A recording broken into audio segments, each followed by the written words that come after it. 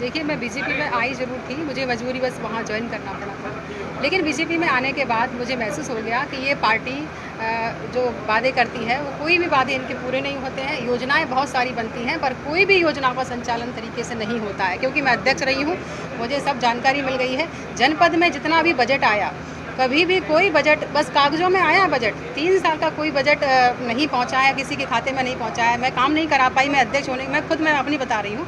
मेरे सारे सदस्य मुझसे शिकायत करते रहे, मैडम कोई बजट नहीं आता, मैडम कोई बजट नहीं बँटवा रही, मैडम शायद आपको जानकारी हो। मैंने कहा भई मैं खुद अध्यक्ष हो के मेरे पास खुद बजट नहीं पहुँच पाया, मैं खुद नहीं किसी सरपंच को काम देती हूँ, बस लिखित में काम दे देती हूँ, पर अकाउंट में पैसा नहीं पहुँचता। जब पैसा नहीं पहुँचेगा तो काम नहीं होगा। मैं अध्यक्ष रही, मैं इतनी बेबस रही, मुझे पता है, मुझे जानकारी है, कोई मानदेय, कोई गाड़ी का पेमेंट, कोई डीजल का पेमेंट सही समय पर नहीं होता है। हाल बेहाल है जनपद का।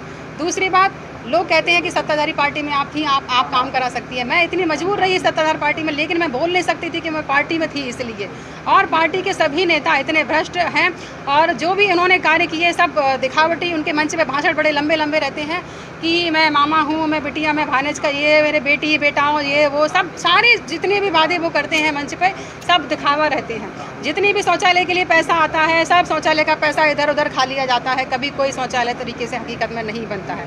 तो बीजेपी में मुझे कोई मान सम्मान नहीं मिला, क्योंकि बीजेपी में रहने के बाद कहते हैं ना महिलाओं का सम्मान होता है, या महिलाओं का सम्मान, बेटी बचाओ बेटी पढ़ाओ, कई संदेश ऐसे दिए जाते हैं। पर मैं भी तो एक बेटी थी, मुझे भी मामा जी ने कहा था कि मेरी बिटिया हो आप। जब मेरा पद जा रहा था तो मैं मामा जी के पास पहुंची थी, अपने शिवराज सिंह जी चौहान के यहाँ पहुंची थी। मैंने उनसे बोला था कि मेरे साथ गलत हो रहा है और पार्टी के लोगों के द्वारा ही गलत किया जा रहा है।